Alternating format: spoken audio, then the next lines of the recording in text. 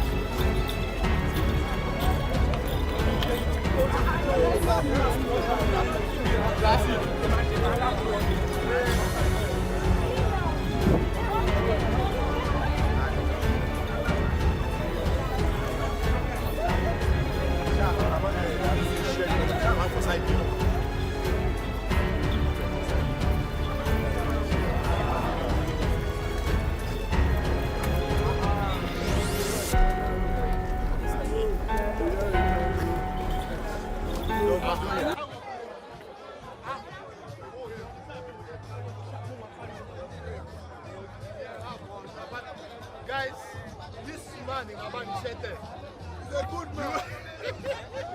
He's a good man. When you watch the film, you will know, you will judge. He's a good man.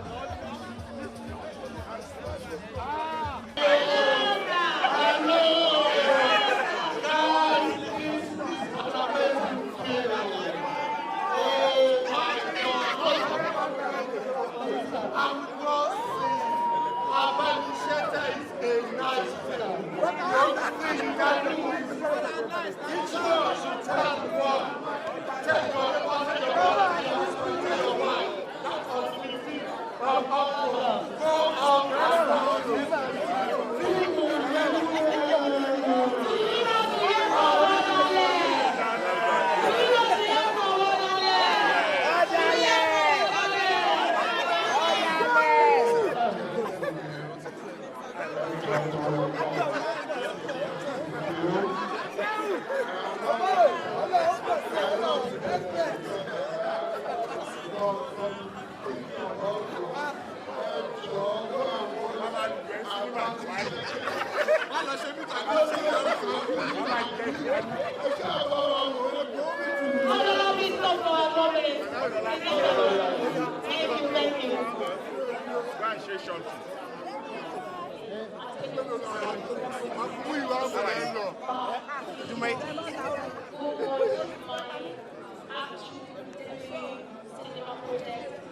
August 15th, it will mean so much to me.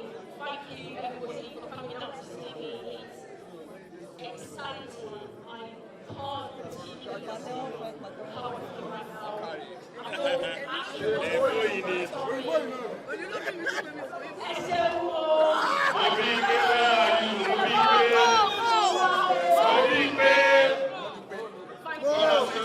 Say something about our partners. Please, just tell somebody to tell somebody that. We see you on from 15th of August.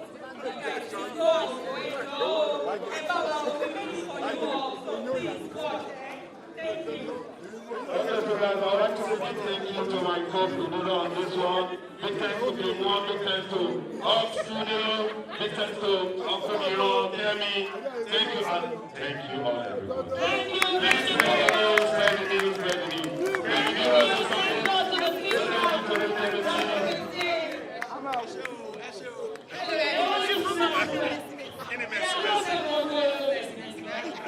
Please, everybody, please support us. And don't need to be alone. We are begging you for what? It's a good movie. God bless everybody. But you say, what was it? We are here. That's what we movie. And you know this film, yes, Emma Kawana, Emma Roye, Emma Sophia, 15th of August. Emma Kawana, 15 and 16. And you say, God bless everybody. Thank you guys for coming. God bless you. Thank you so much. Thank you all. Thank you all. Thank you. God bless you.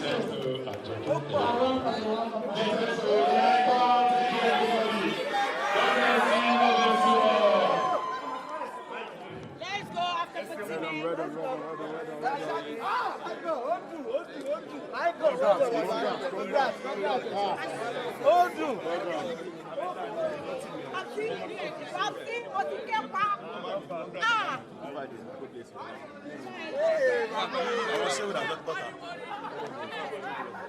Respect.